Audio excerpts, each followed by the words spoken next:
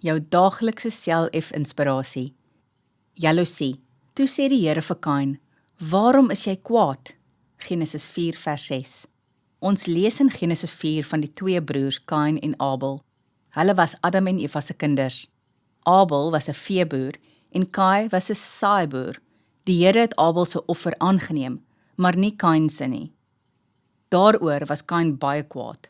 Later, toe hulle saam in die veld was, het Kain vir Abel doodgeslaan. Dit was omdat Kain se hart vol sonde was. Hy was jaloers op sy broer. So gebeur dit vandag ook nog as mense jaloers is op mekaar. Die Here gee aan elke mens dit wat hy dink die beste is. Ons mag nie jaloers wees oor ander mense of hulle besittings nie. Alles wat ons het, kom van God af. Die Here het vir Kain geleer om nie jaloers te wees op sy broer nie. Broers moet mekaar eerder help. Ons moet dankbaar wees vir dit wat ons het.